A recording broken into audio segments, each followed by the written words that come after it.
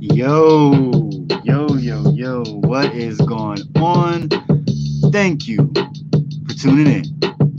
It's the Leon Block. I'm happy to have you. As usual, I'm your kinfolk with the info. What's going on tonight? I know I'm a little late with things tonight, but it's gonna be a quick one. It's gonna be a quick one. I promise you that. Okay. First off,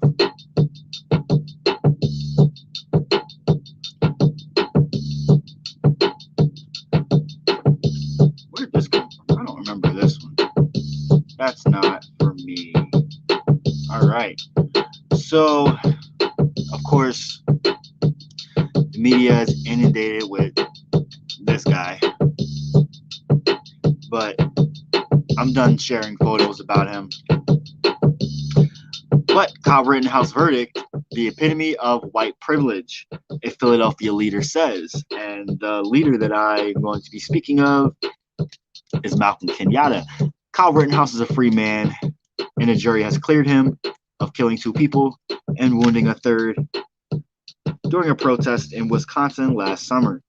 Leaders across our region here in southeast and central Pennsylvania, at least, are voicing their opinions on the Rittenhouse verdict. This is from a local station, so keep that in mind. The shootings may have happened in Kenosha, but people in the Philadelphia region feel the trial could have a local and long-lasting impact. And the decision weighed heavy on local leaders. That article will go in the comments for y'all. Check that out.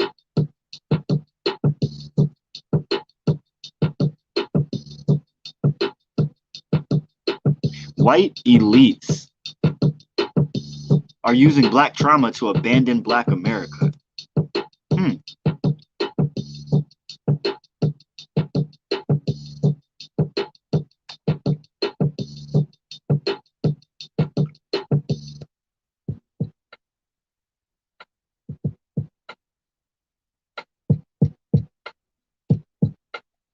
We are living in a golden age of awareness about white supremacy.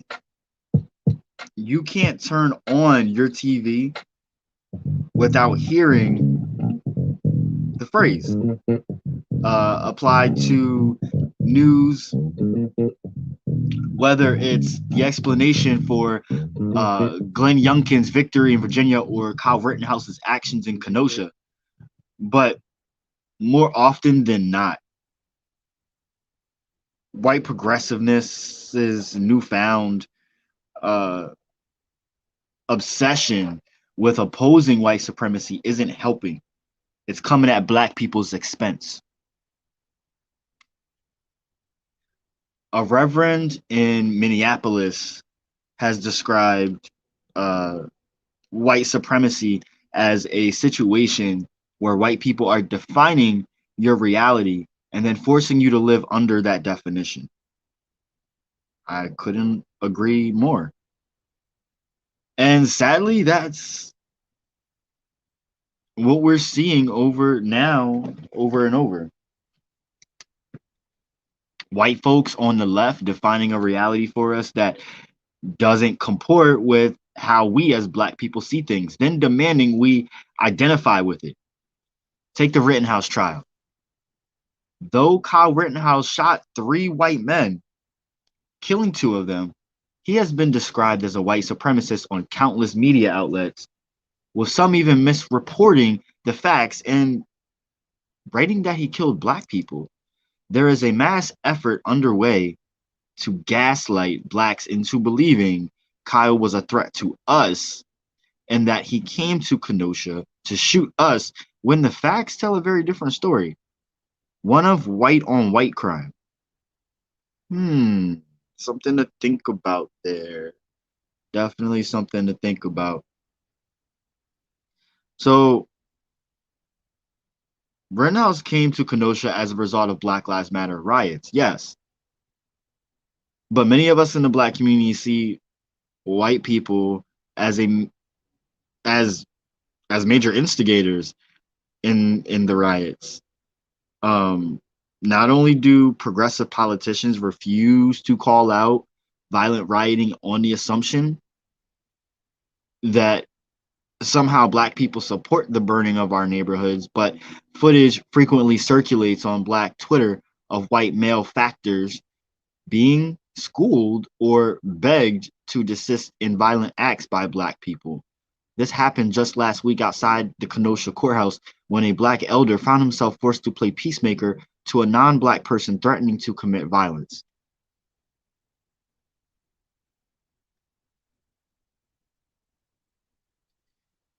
In Kenosha, one, I don't know why we mad anyway. The case is white on white crime.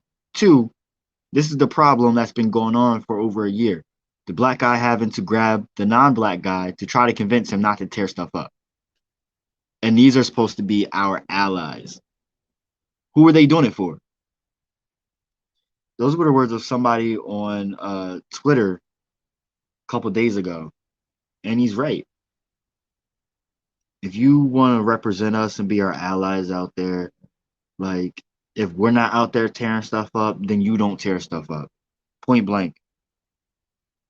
Some people, I think, just want an excuse to do that. You do that on your own time. Don't use my tears, my children's fears, excuse me, and my people's lives or loss of lives to justify why you want to throw a tantrum. Do that on your own time. And that's one of the problems I have with like some liberals that just are on that kind of tip, and anybody else that's on that kind of tip too, especially. And speaking of the riots, it's not just that white progressives demur from calling out and stopping the violence. The riots in Minneapolis in the wake of George Floyd's killing represented one of the worst cases of white supremacy that we've ever seen, as Reverend McAfee put it in the documentary series BLM Aftermath.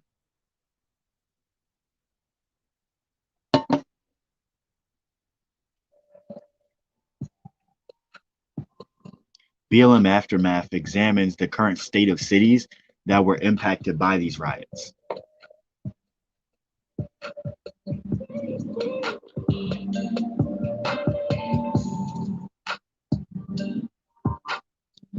Um, it tracks how the riots devastated the community, but also created an opportunity for white people to buy up distressed assets and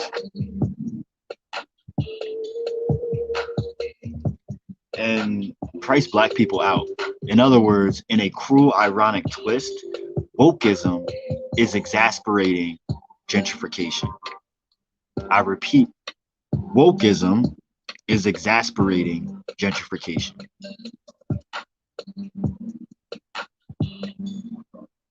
In a less violent way, this same pattern appears in the hysteria among some white liberals about opponents of critical race theory in schools. One of the central mobilizing narratives in a Virginia governor's race earlier this month, Democrats cast parents voting against the renewed focus on race in their children's curriculum as quote unquote white supremacy. And progressives have vowed to aggressively swing back against concerns about critical race theory in 2020. And yet, according to a recent Susquehanna Federalist poll, 49% of black voters said critical race theory should not be taught in schools.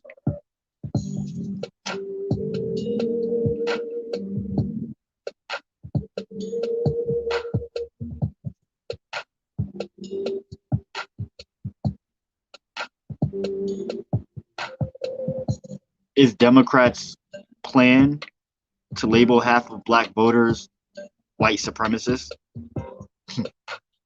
Here again is another example of white people promoting policy in the name of black people without taking into consideration the actual views of the people they claim to support. It's just the latest example of we don't get it. Why does this keep happening?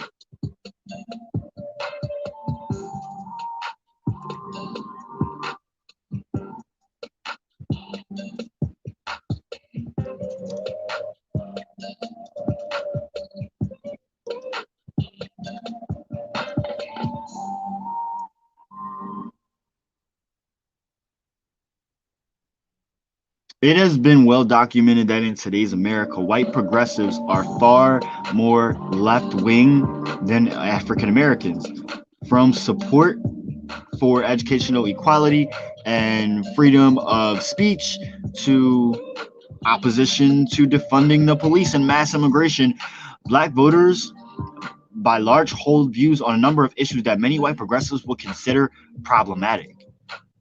This disconnect between white progressives and black people often leads to political outcomes that are in conflict with desires of the very people that the quote unquote woke are ostensibly claiming to help.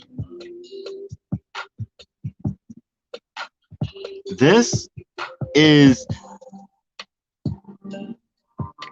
this is something the media used to report on. In 2018, Politico ran an article titled How 2018 Became the Year of the Black Progressive.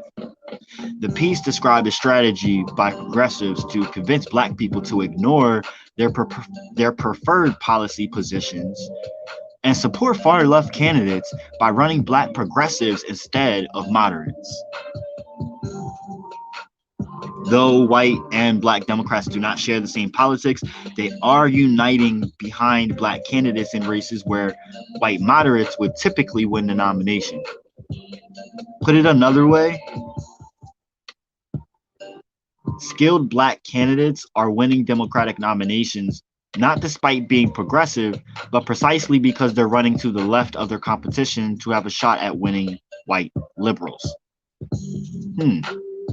In other words, progressives are using black people to get elected and then push policy that doesn't comport with our preferences, promoting policies that black people are against, engaging in riots in support of those positions, and then buying up the neighborhoods that were destroyed as a result. Sounds a lot like the Reverend's description of white supremacy.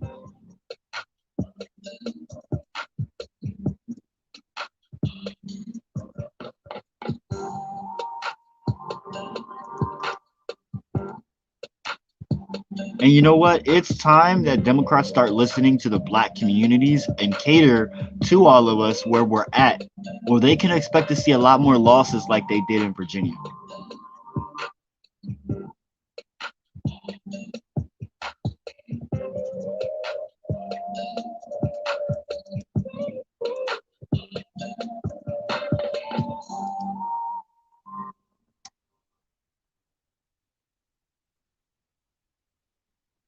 Make sure y'all subscribing, following,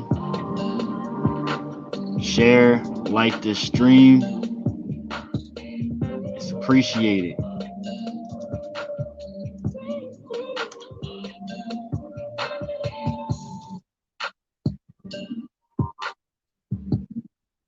Outcome in Rittenhouse trial raises the stakes as verdict in killing of Ahmaud Arbery nears.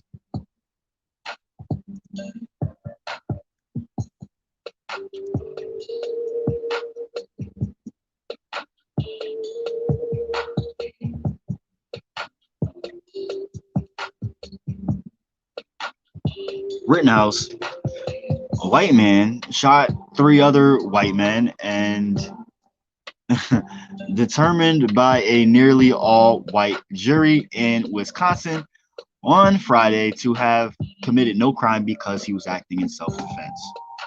Halfway across the country, in Georgia, a white man has claimed self-defense as he stands trial before a nearly all-white jury for killing a black man, Ahmaud Arbery.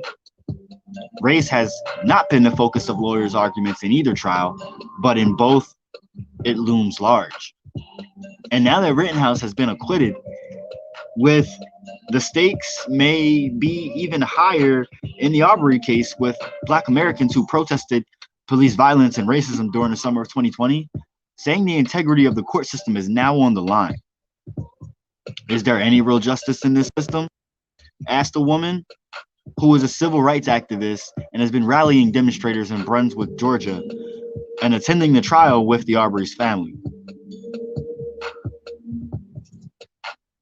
She said the verdict in this case, expected as soon as this coming week, following closing arguments on Monday, will go a long way toward providing an answer.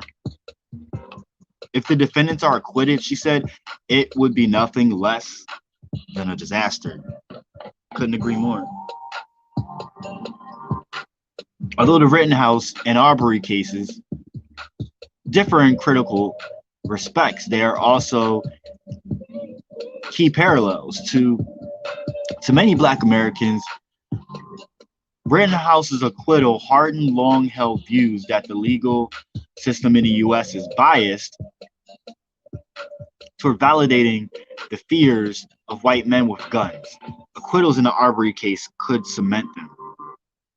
I want to show this picture because it's quite indicative of the kind of things that we will be facing. And this is a photo from this actual article.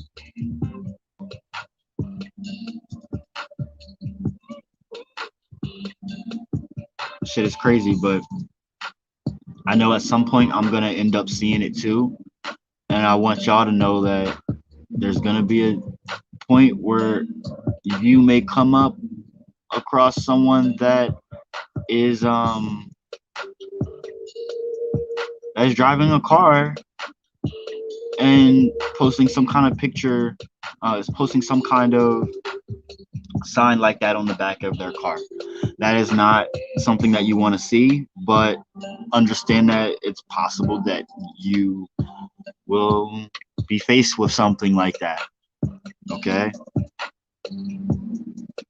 Now, let me take this photo off of here before people think that I'm in support of Kyle Rittenhouse, because I'm not. Rittenhouse had taken to the streets of Kenosha armed with an AR-15 style rifle amid a violent uproar that followed the police shooting of Jacob Blake. The Illinois teenager was among a contingent of armed civilians, most of whom were white, who took it upon themselves to protect businesses from the looting instead of people. And the protests were peaceful at first in the city by Black Lives Matter and other racial justice groups. But 3 men that he shot, 2 fatally, were all pursuing him at the time, and 1 was armed with a handgun. So what?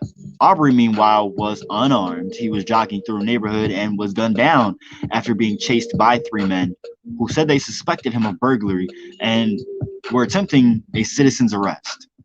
In both cases, you have white individuals who feel they have to make it their duty to go out of their way to reprimand or correct Black people, and do so in a lethal and aggressive way.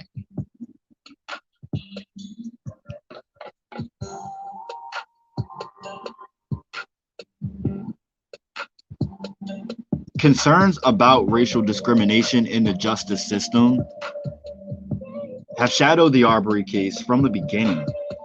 They began with local authorities' response to the February 2020 shooting in coastal Georgia.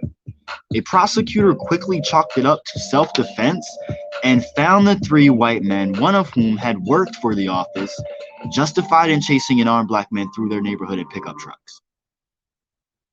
Like, yeah.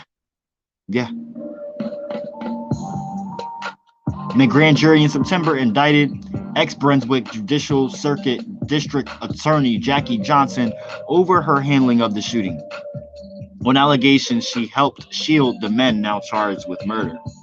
District Attorney George Barnhill, who was brought in to take over the case after Johnson recused herself, cast Arbery as the aggressor and emphasized his criminal record. He also asserted that Arbery was filmed burglarizing an under-construction home just before the pursuit, though police found no stolen items on the dead man's body. Then cell phone video of the shooting leaked, bringing the case to national attention, not long before the police killing of George Floyd, which sparked a broader reckoning with racism in America.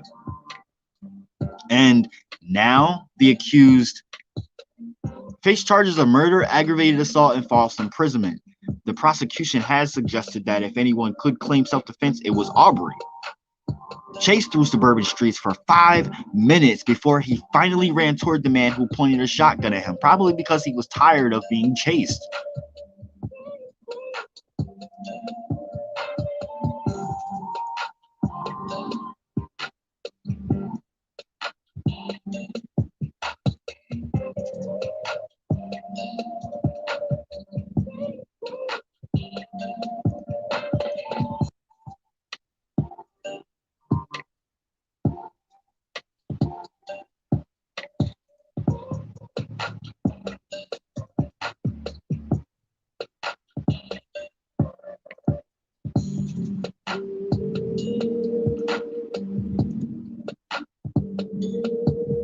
The defense argues that Travis McMichael, his father Greg McMichael, and their neighbor William Roddy Bryan had legitimate suspicions of theft and break-ins bolstered by surveillance video. Then, they say, Travis McMichael feared for his life when Aubrey struck him and grabbed his weapon. The attorney who represents Bryan has echoed Rittenhouse supporters with his complaints about media coverage and public discussion of the case. The attorney on Friday accused a woke left mob of influencing the court proceedings. This is what a public lynching looks like in the 21st century, he said. You gotta be kidding me. The trial in Aubrey's killing has not been as politically divisive as Rittenhouse's, with video of the shooting drawing bipartisan outrage and demands for legal consequences. The Georgia governor called Aubrey's death absolutely horrific last year, while Republican and Democratic state lawmakers united to overhaul Georgia's citizens arrest law and pass a hate crime statute. But the trial itself has avoided explicit allegations of racial bias. But jury selection underscored longstanding concerns about Black people's underrepresentation as the defense struck all but one Black person from the final panel. And some see the verdict as an inevitable comment on race, who gets the benefit of self-defense and who is deemed threatening. Defense attorneys have played this to the stereotype of a scary Black man, the physically fit scary Black man, an activist and lawyer who founded a group called the Transformative Justice Coalition. They said Rittenhouse's defense played into the stereotype of the angelic poor white boy being threatened. Ain't that a fucking truth?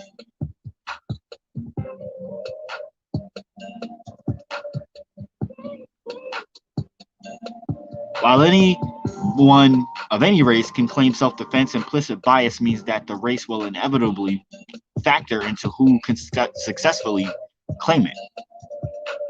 Studies of implicit bias have consistently shown that a white man with a gun conjures images of enforcing the law, keeping people in line, whereas a Black man with a gun promotes ideas of loss of control or instability or gratuitous violence. This is going to play out when a jury is making a determination about whether someone was in reasonable fear.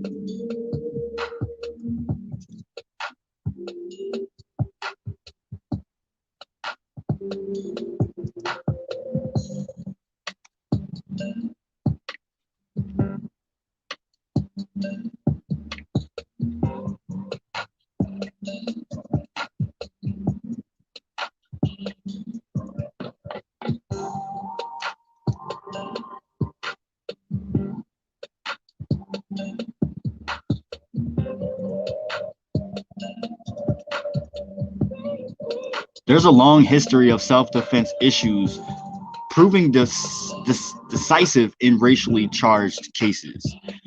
In 2013, for instance, George Zimmerman was acquitted of killing 17-year-old Trayvon Martin, who was Black too, if y'all remember, based on a successful self-defense claim, even though Zimmerman had been following Martin.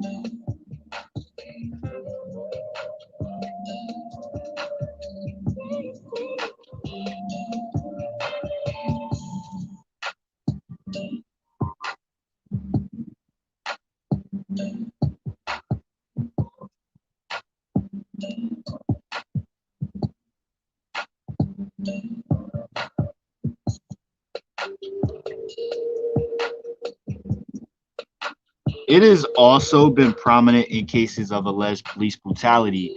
The Kenosha District Attorney declined to press charges against the officer who shot Blake because he argued that Blake was armed with a knife and the officer could successfully claim self-defense in court. Because of the ubiquity of guns in American life, they fear that the Rittenhouse verdict will effectively become a permission slip for those armed with weapons, especially white people, to play at vigilante justice. It empowers people like the McMichaels to police innocent people on the street. And those dynamics were on display within minutes of the Rittenhouse verdict on Friday. Outside the courthouse, some of Rittenhouse's supporters hailed the verdict as a repudiation of the Black Lives Matter movement and other left-leaning protests. One man with a small public address system uttered debunked conspiracy theories about vans full of Antifa protesters coming to small towns and called on Americans to, quote unquote, organize and stop them the next time it happens. It sends a message that we have the right to protect ourselves and we don't have to let the mob rule our country. said one of those far right protesters. To those advocating for racial justice, the verdict felt like a bad omen. A 41-year-old black man from Milwaukee said, "My concern is that a few of these vigilantes will be empowered. Next time I go to a protest, it will be in the daytime, not at night." I don't think that changes anything much. Not that he was surprised by the decision, having followed the trial. He said he felt the judge catered to the defendant in what he said was an extension of the deference that the police showed Rittenhouse last year. It felt like he was deputized, sort of cop privilege, he said. Yep. After Kenosha, there was a widespread resignation among black residents that the Rittenhouse verdict was inevitable. "We didn't expect anything different than that verdict," said an organizer with black leaders organizing communities. "Don't get me wrong, it still stings, it still hurts like hell, but we're not new to this." My exact sentiments. The streets of Kenosha were quiet Friday night and remained so through the day on Saturday. Still, black leaders said the calm should not be mistaken for approval of the jurors' decision. That took us backwards, probably 20, 30 years, said a woman from the NAACP chapter, Kenosha. That took us all the way back to Rodney King.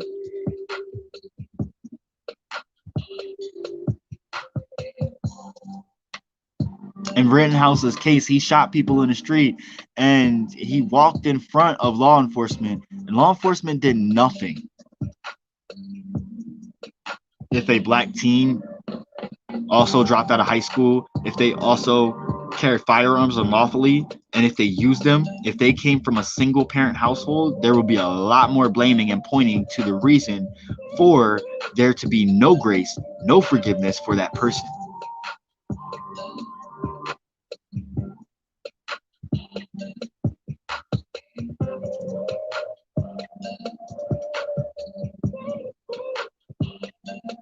Georgia, they say, will reveal if people see the pain and suffering of black people.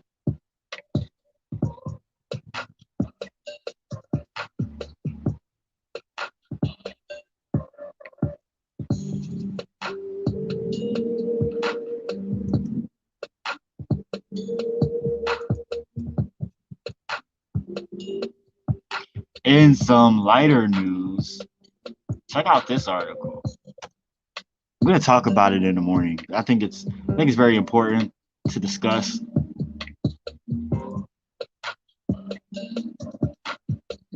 But in the meantime, make sure you are subscribing, liking, following, sharing. Tomorrow, we become a year old. Yes. Awesome shit, y'all. Very excited and happy about that. Seriously, because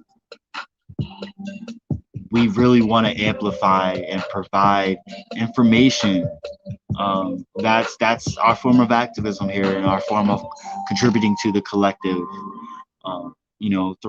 Through human rights, spirituality, laughter, stories of depression, sex, whatever speaks to your mind and your heart and your soul. We know that's what you want to hear. We're gonna give it to you. We're gonna continue to cover world events and social justice and civil rights, human rights. We're gonna continue to support and amplify BIPOC businesses, self-sustainable agriculture, spirituality, anything that mainstream media won't, we will cover. And if you want the real raw news, as we all want, we got to do it ourselves because being informed is important. And without information, without true and real information, we are left in the dark and we're left with a weak spot. We will change that. So tomorrow, the Leon Block will be a year old. And we're looking to grow in a few key ways this coming year. So if you'd like to support its further progression, donations are greatly appreciated.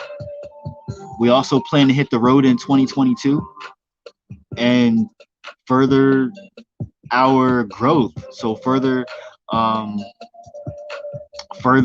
the path of speaking truth to power. You know what I mean? So donations will go a long way. Truly, we can't believe it's been a year. And honestly, all your support means so much. Every like, comment, share, discussion, guest, debate, story, it means that people want to know what's really going on in the world. It means people want to or have solutions and ideas, and people have things to say. The Leon Block is here to be your platform, be your mic, be your voice. This is just the beginning, y'all. Thank you always for tuning in to the Leon Block. Make sure that you meditate on your path. Make sure you celebrate your being, you liberate your spirit, and take care of yourself and educate yourself. I'm John Tell. Arm yourself with knowledge and have a blessed journey.